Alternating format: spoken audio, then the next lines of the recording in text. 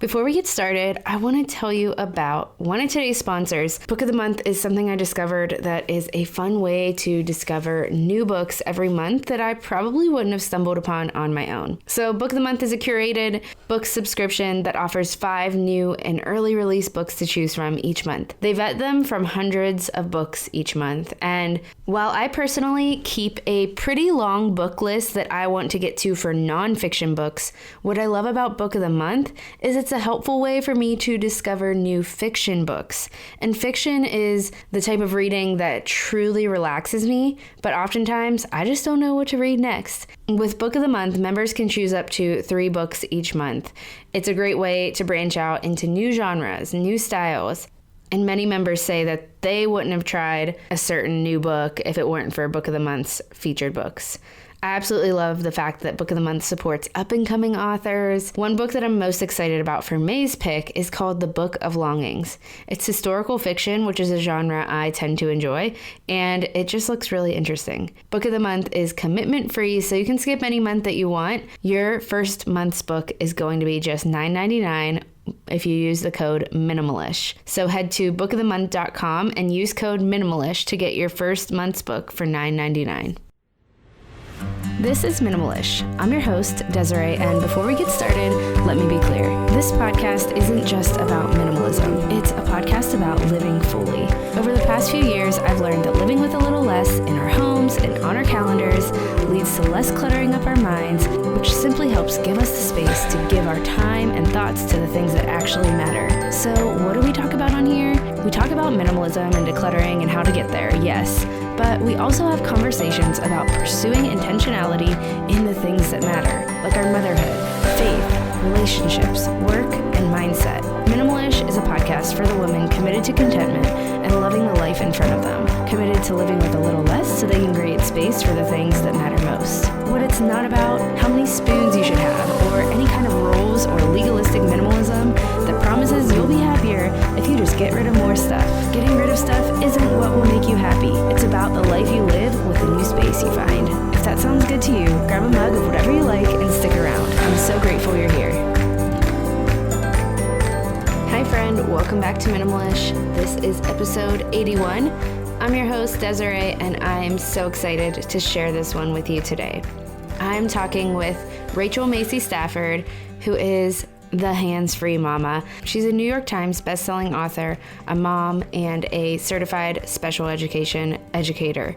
And we're talking about some topics today that I personally consider very important when it comes to intentional living, especially as parents, but just as people in general. We're going to dive in today to the relationship between authenticity and being our authentic selves and our ability to connect with others and provide a safe space for others, especially when it comes to our children or children in general. They don't even have to be your children. Maybe you're a teacher or you work with kids in some way. When I first started diving into Rachel's newest book, which is called Live, Love, Now, I knew I had to have her on the show because this book just covers such important topics when it comes to how we connect with our kids and how we connect with one another. We really are diving into some of the biggest stressors that our children feel, especially when it comes to school-age children and teenagers. So if you are a parent of a school-age child or a teenager, definitely listen in. But either way, I think that this conversation is going to encourage you, especially as we really dive into what it looks like to connect to our authentic selves and what it looks like to find that person. So with that said, let's just dive right in to my conversation with Rachel. Hey, Rachel, thanks so much for coming on the show today. Oh, thanks for having me. I'm so excited to talk to you just about the work that you do. And today we're going to really focus in on what you're talking about in your newest book, which is just, I feel like I can't really sum it up with just one line. And I think we're going to dig into a lot. But before we get to that, could you tell our listeners a little bit about who you are and what you do? Sure, I would love to. So my background is in special education, and that's what I spent a good chunk of my life doing, teaching kids with emotional issues. And then, which is part of the book, but I finally answered a calling that was in my heart for many, many decades, and that was to be a writer. And so that's what I've been doing the last 9 years, is my dream of being an author and writing about kind of like how do we overcome the distractions that are keeping us from not only connecting to each other, but connecting to our own hearts. And how do we respond to ourselves, to our loved ones, in ways that create acceptance and belonging and fuel us rather than shame us or cause us to give up. And so that's kind of what I've dedicated my life to, is that process. I call it going hands free. And it's not just literally letting go of things that distract you, but also figuratively, like the internal obstacles, and trying to overcome those, so that we can reach each other and reach our hearts.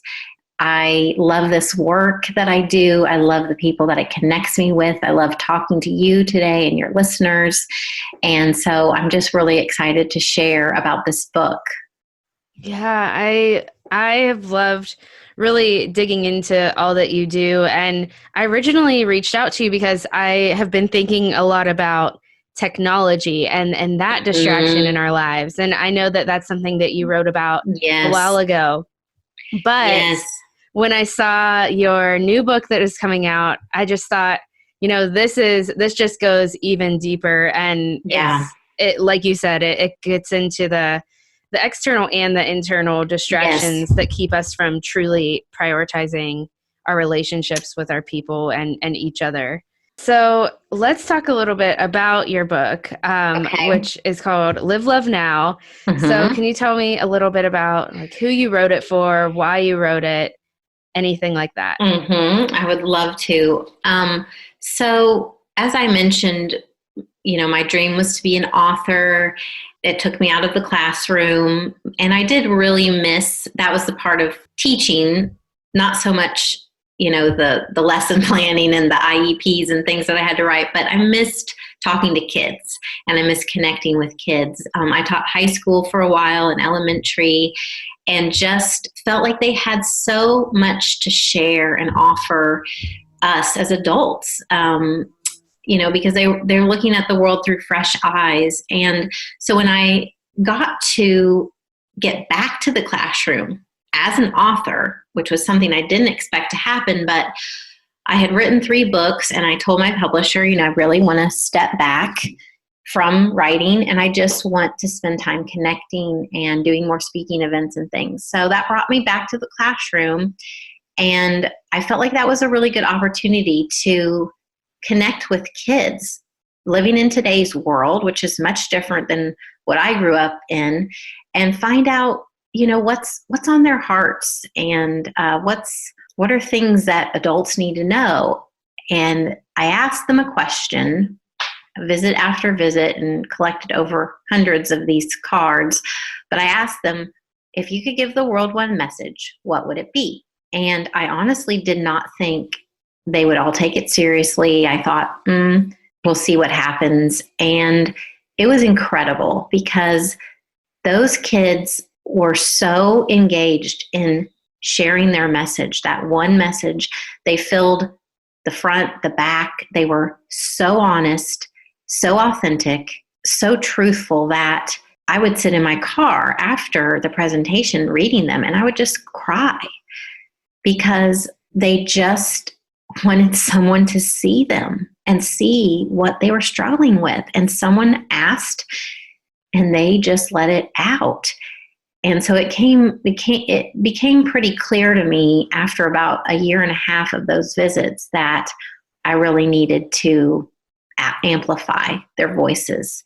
And because I had a platform and I had the writing skills, I just felt like that was really my calling and what I was here to do.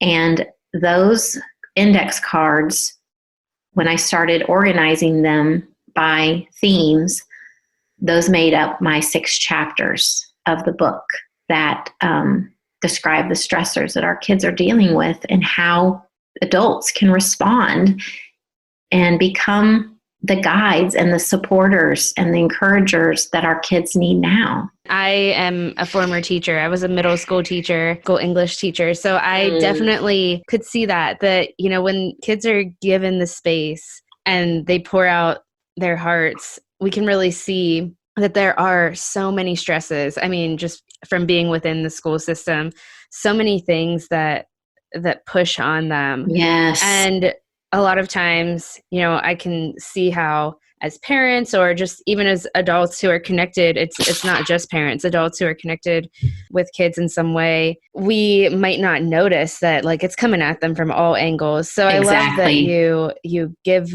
those different perspectives and just those different stressors space in the book.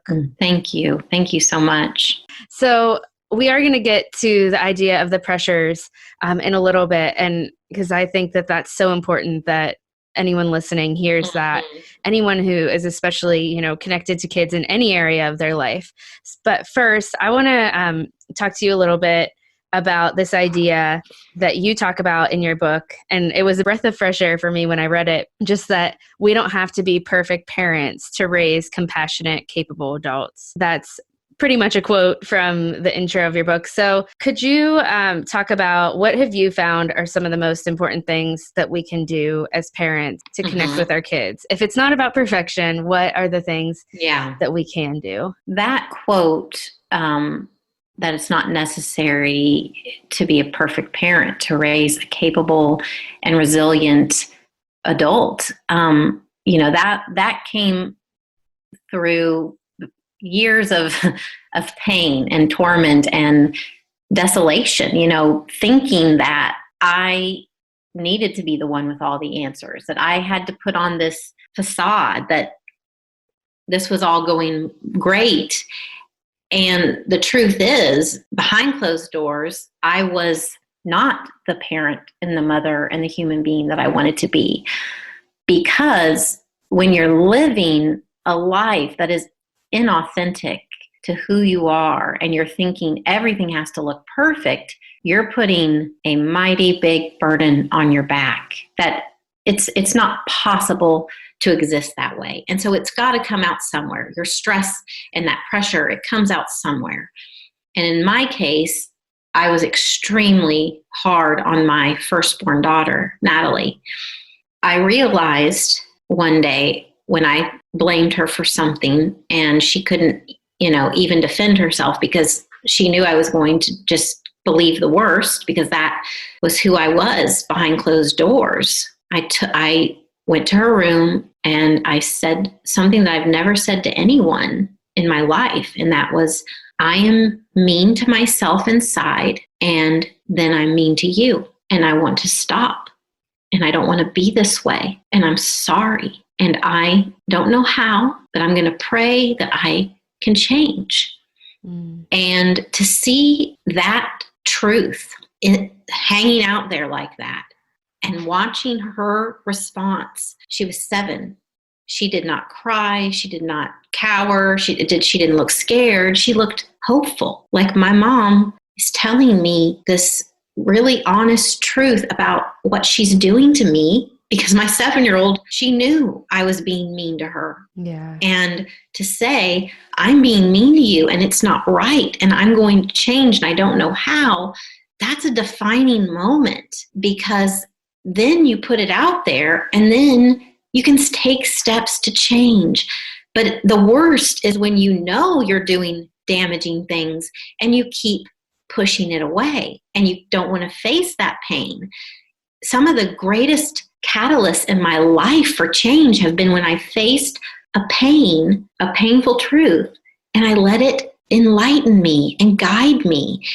And I realized by modeling this, what I call truth teller role in my daughter's life, I'm allowing her to live authentically, to stumble and fall and get back up and say, hey, this is part of being human. And I'm going to keep showing up as myself so I can truly connect with others. Because if you think about it and you're wearing 10 masks, and you're not who you really feel you want to be, you're not living the life you really want to live, you are not connecting with anybody. You're not getting that feeling of being alive, like I have a purpose in this world and this is what I'm here to do, and I'm not expected to do it perfectly. I'm just expected to show up. And as a result, she's 16 now. And she's lived with a mother who realized I don't have to be perfect. I just need to show up and show her how to live my truth. And that invites her to live her truth. And so that is really one of the best gifts we can give our children, especially in this day and age where everything is filtered and everything looks perfect on the outside, and we feel like we should do this and we should do that, and your truth gets buried, and the path to success is narrow. This is what the educational system says is success, or this is what my mom and dad say is success, but what do the kids say is what brings meaning to their lives? And that was when I was in the classroom hearing what is meaningful to them. What are their dreams? That gave me so much hope. But on the same breath, they said, but I'm not able to do that because my parents won't let me. My parents want me to do this. And so that's why this book and my own painful truths that I've overcome and used as catalysts for change, I hope it's going to help someone say, ooh, I didn't realize this is what I was doing to my child or to myself. I didn't realize that the reason I'm saying this is because I'm scared of I'm fearing rejection. So see, that's why you start becoming a truth teller, because then you can look in and say, okay, wow, that's not comfortable to admit that, but now I can see how this is sabotaging my life. And then you can begin to make small changes, because that's what this book has, 25, 30 little tiny small changes you can make today that will create big ripples of peace and invitations to start coming as we are to this precious life that we have. Yeah, I love that you talk about this idea of authenticity and just the fact that that has made all the difference for you as you've parented, and you've seen it make a difference for your kids. And I think it's just, I am definitely early on in my parenting journey, but I've had these moments of reflection too, of just realizing that if I want her to love herself, if I want her to feel like she, has the freedom to choose what she wants to do and to step into her purpose, then I have to believe that about myself. And yes, it's so interesting how, I don't know, I think for some reason as parents, we think that we have to put on this front to our kids sometimes of, okay, I need to pretend like I have it all together. I need to pretend like yes, I know all the rules and I follow them well and everything. And that doesn't necessarily, because it's not true, it doesn't give ourselves permission to be real. And it often will not give our kids permission to be real and truly themselves. Well, and that's such a good point, that you have a little 2-year-old and you're already being aware of letting her say, this is what I need, or this is what I choose, because that's part of building. Already what you're doing is you're building that belief in her inner voice that she knows what she needs. The world is going to try to tell her what she needs or what she should do, but she's going to know, my mom listened to me.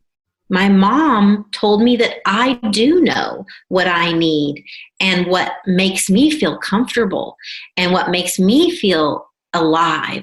And that's so important to cultivate that belief that your voice matters, because then you can speak up for the things that you feel are right for your life. And here I have a 16-year-old who I've tried over the last 9 years to really validate when she says, I don't feel like I can go to swim practice tonight because I really feel like I need to study. Now, before I had transformed into a truth teller, I might have said, your coach is expecting you. You've got to go to practice. This is what you've got to do. But now I'm saying, listen to that, Natalie. You know what you need to do. And people might think, oh my gosh, but then my kid's going to go crazy and start doing all the things they're not supposed to do.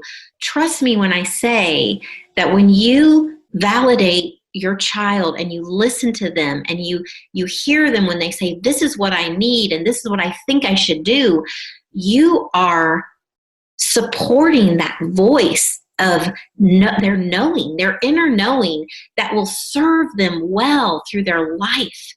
And you're saying, I trust you to make a good decision. Now, yes, our kids are sometimes not going to make good decisions. And there's going to be times where we're going to need to step in and say, I trusted that you would do this, and this is what you did.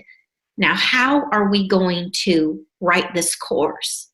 And so, yes, that's a reality. They're kids, they're teenagers, they're growing, they're learning. But as often as we can, let's make it a point to listen to when they speak and say, I hadn't thought about that. That is doing them the greatest service for figuring out what is a meaningful life. Because I read more cards than I want to read from teenagers that said, I feel hopeless. It doesn't matter what I say. No one's listening. I feel like my life doesn't have purpose. Nobody wants that for their kid. And they don't quite realize sometimes the things that they're doing are undermining that voice of authenticity and that voice of purpose and meaning and figuring out what is your path.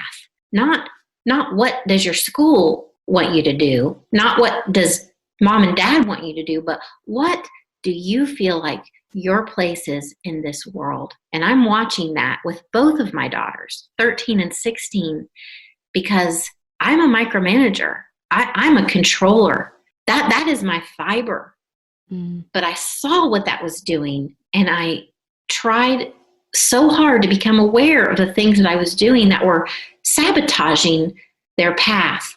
And now that I'm learning and I'm trying to step back and listen and learn and let them lead, they are doing things that I could never imagine a 13 and a 16-year-old could do. So there is great benefit in learning this new way of parenting, because it's not the authoritarian style. It's not, I have all the answers, I'm going to tell you what to do. That does not work in this day and age. Now it's the role of truth teller, encourager, and guide, which is what my whole book outlines, those three new roles. Yeah, and it puts so much more freedom for us and freedom for our kids to kind of just lower the pressure, lower the expectations, because they are getting those things from the outside world too. And if we can make it so that they're not experiencing such pressures and such stress from inside the home, I think that would make such a big difference. And as you have said, you've seen that difference within your kids. Absolutely. I hope you're enjoying today's episode, but I'm excited to quickly take a break and share with you some of the sponsors that are making today's episode possible. I'm so excited to share with you about Little Passports. One thing that I am extremely intentional about as a former teacher and as a parent is keeping learning fun. Children naturally love to learn, but I've seen that sometimes through textbooks and worksheets and other ways that we force learning on them, it can squelch their passion for learning. So this is why I love Little Passports, because they bring learning to life through play. Little Passports is a subscription box of educational toys and games that are specifically chosen to an age-appropriate theme and to help your children learn about the world around them. The Little Passports box is delivered right to your door every month, and each package contains hands-on learning for kids 3 and up. The Early Explorers box is the one that we'll be trying over here, but you can feed your kids inner scientists with the Science Expeditions pack, which is full of experiments to try, like making their own slime. Little Passport's subscription box is award-winning, and it has the parent-tested, parent-approved seal. Starting from just $12.95 per month, there's so much your child can learn right from your own home. And just for listeners of Minimalish, Little Passports is offering 15% off the price of any subscription. That means your child could be flying rockets or looking through a microscope in no time. Use offer code Minimalish at checkout for 15% off your order. That's Minimalish at littlepassports.com. I also want to take a minute to thank Feels.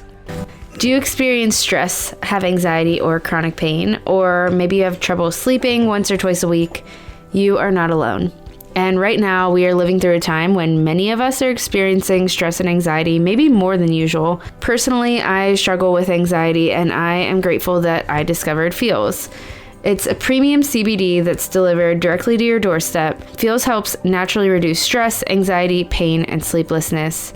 The thing to remember with CBD is that finding your right dose is important, so leave room to experiment over the course of a week or so. You may need to take more or less to get the effects that you're after. But what I love about Feels is that if you're new to CBD, they have support for you. They offer a free CBD hotline to help guide your personal experience. And I have loved talking with them and hearing their passion behind helping people through these issues like anxiety and getting guidance on using CBD effectively. There's no high or hangover or addiction with CBD. It's just a natural way to combat these things like anxiety, stress, chronic pain, and sleeplessness. So you can join the Feels community and get Feels delivered straight to your door every month. You'll save on every order and you can pause or cancel at any time. You could try Feels today by going to feels.com/minimalist and you'll get 50% off your first order with free shipping. That's feals.com/minimalist with a T to become a member and get 50% automatically taken off your first order with free shipping. feals.com/minimalist. All right, friend, let's get back to today's episode. So I would love to hear more about that. Just like through your research, what you've found that are some of the common pressures. I know you cover these in your book, but what are some of the common pressures that our kids are undergoing so that anyone who's listening that might have, middle schoolers, teenagers, this might open some of our eyes to, okay, well, I didn't realize they were dealing with all of this. So what are some of those things that you've uncovered and how can we offer an acceptance through that? Probably the most common response, if I had to sum it up into something concise, would be that they feel unseen and unheard. So basically, they feel like a lot of people don't see the amount of pain, the amount of stress. They aren't seen for who they are. It's for who their parents and some adults want them to be. So that was something I heard a lot. I also heard a lot about the worry and the fear of like what is happening in the world that feels really scary. What's going to happen to me when I go to school today? Who is going to treat me poorly today? Who is going to reject me today? That worry, that anxiety that keeps kids awake. They want adults to know that. A lot of comments about, I just wish I could be a kid. I'm so overscheduled. I don't have any time to breathe. And then probably for the fourth, I would say there was a lot about, I put on a brave face. I act like everything's normal when I'm around people. And then when I get home, I cry in my room because I feel so alone and so sad. There's a lot of loneliness in our teens, and they don't feel like they can talk to anyone about that. So those are some of the major stressors that I address in my book. And then I share how the three roles that I talked about, the truth teller, the encourager, and the guide, help to respond, because it's hard to know. It's like you listen to those stressors and you say, oh my goodness, this is terrifying. How do I handle this? And my journey has been a very small step journey. I believe in the power of small steps, small changes, little things that we can do in our responses that create this idea that you are welcome to come as you are. You are welcome to be who you are. And I am a safe haven. And that's what our kids, I feel like if you could do one thing to be a safe haven for your child, for your teenager, to be that person who says, nothing that you can do will disappoint me because I love you for who you are, not what you do. And if you stumble and if you make a mistake, I believe that you can get through it. I believe we're human. We're supposed to make mistakes, that we're learning, we're trying. You can trust me. You can come to me. Having a calm reaction to the things that our kids and our teenagers will tell us, it takes practice, but the more that we can work on being that steady in a world that feels so unsteady, being that steady, being that refuge, that would be the best gift that we can give our kids. And we start with ourselves. You can't give what you don't have. And that's why my book is not just about how do we support our teens and our kids, but how do we support ourselves? How do we let ourselves show up as we are and continue to love ourselves unconditionally? And that takes some healing. But I can tell you from my own life and my own testimony that it's possible. And readers will read that book and they'll be relieved, because I have to share some of my worst, most shameful moments. Because I can't just say, well, here's the good news. This is what you can do. I had to start from square one, and this is where I was. This is what I tried, and this is the result. And that can be you too. This healing journey is open to all of us. I really appreciate that about the book. I'm going through it now, and just seeing how transparent you are and how honest you are, it really makes it real. It makes it seem, okay, this is possible to undergo this change within myself, and also, to make sure that it transfers over and I'm able to either strengthen relationships with my kids that already may be good, or to mend relationships that might be a bit broken. What would you say? I know you talked a little bit about how this has to happen in ourselves first. As we kind of wrap up our conversation on this, what are some practical steps that we can take to maybe even just begin that work of self-acceptance, or whatever that might look like? As I mentioned, I love to write when I was 8, and that was kind of my model for how do I get back to that place where I felt true joy, I felt alive, I felt like there was no expectation. And so in one of the most desolate times in my life, when I was literally trying to escape from my life, from my home, I had a flashback to a moment in the grass when I was 8, with my bare feet, with the sun on my face, feeling like I was made for a divine purpose. And what did I love to do more than anything when I was 8 is write in notebooks.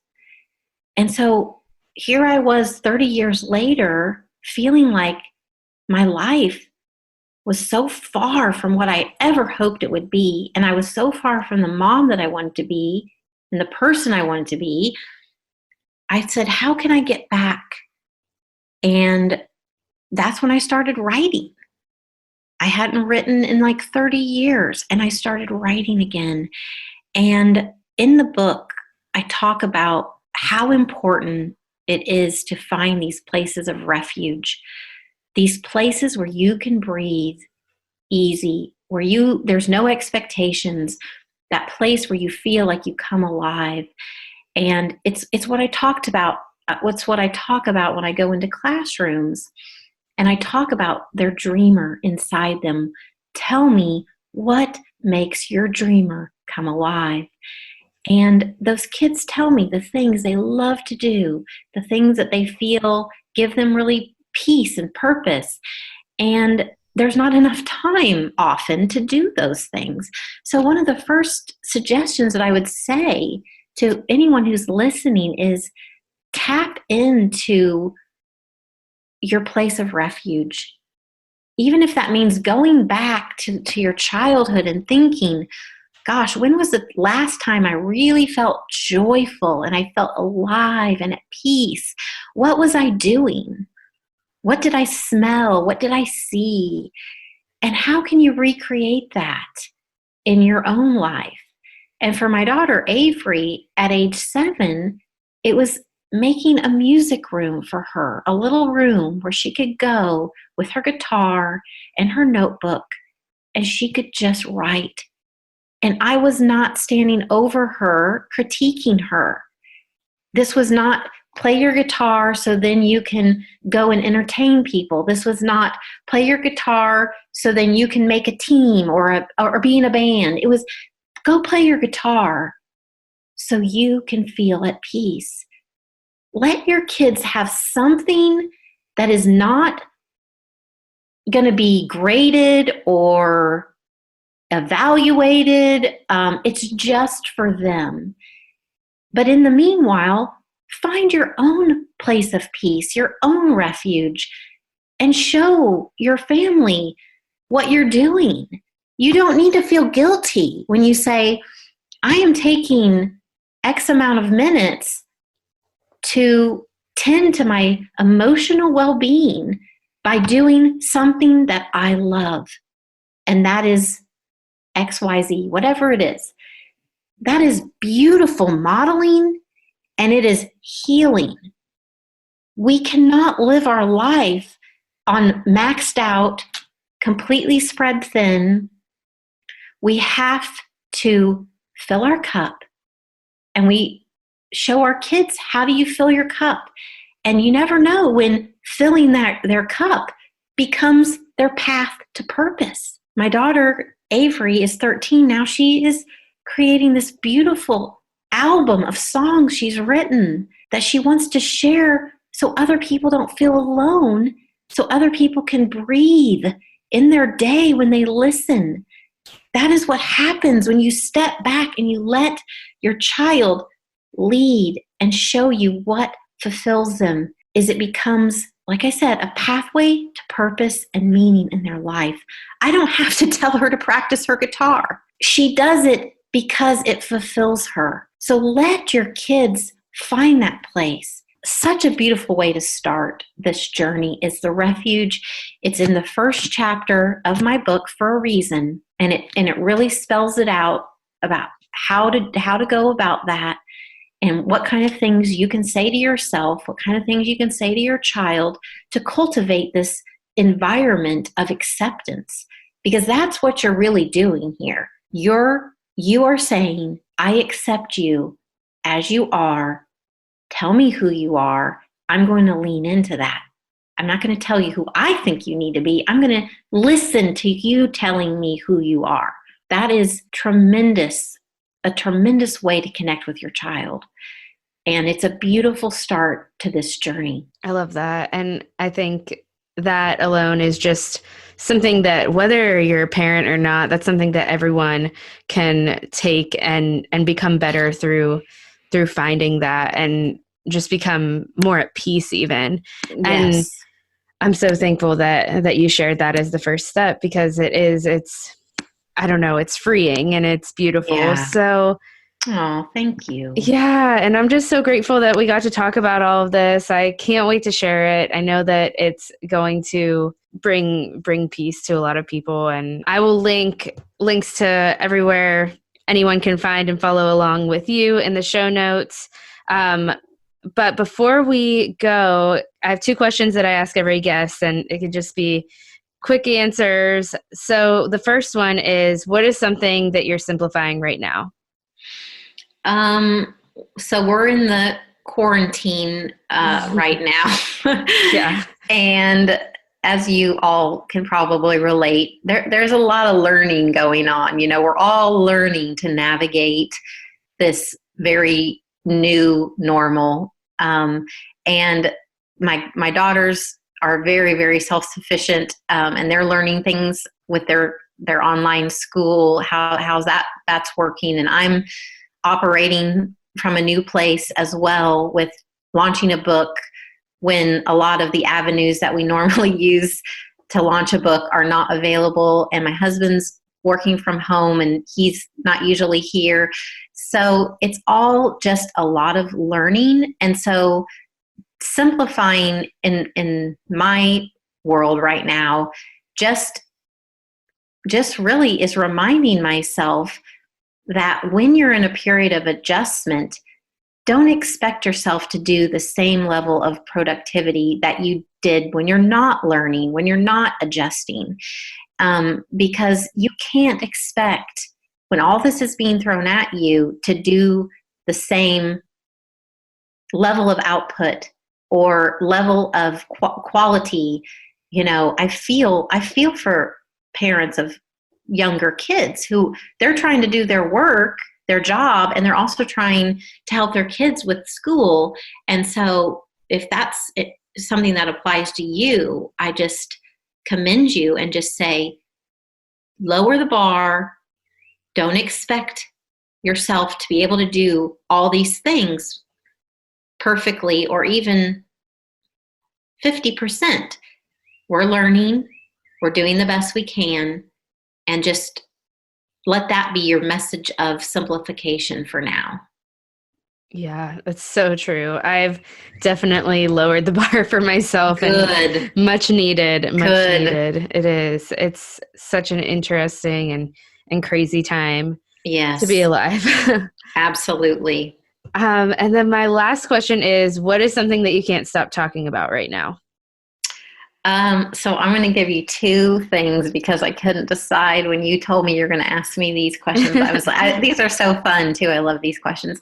But so in the quarantine, we have decided, like, we literally don't know what we would do without our cats, because our cats are just suddenly like the highlight of the day. It's like, what did Banjo do today? What did Paisley do today? And my 16-year-old especially loves to talk about the cats with me. So every day we're exchanging stories and pictures, like if we see something they're doing. So what are we talking about right now? We are talking about the cats and animals and how much joy they bring to our lives. And then I'm also talking a lot about the live concerts that all of my favorite musicians are doing, you know, with the fact they can't be touring. That means they're going on Facebook and Instagram live and they're doing these concerts in their living room. And so I just get super excited because I have just a handful of people that I just love. And when they announce that they're going to do a concert, I am just like, oh, I'm so there, you know. So that's bringing me a lot of joy. And I try to tell people, like, oh, you know, Matt Carney's one of my favorite Oh, he's great. artists. I'm like, Matt Carney is going to be singing. Everybody get on there. So yeah, live music. That's a big joy in my life right now. Yeah, and it's great how people are like giving their gifts freely right now Yes. in a time when it is scary in the world. Well, thank you so much. Oh. I've loved talking to you, and I'm just so grateful for the work that you do. And I know that this is going to bless so many people listening right now. Oh, well, I sure appreciate this wonderful conversation and this chance to share about Live Love Now.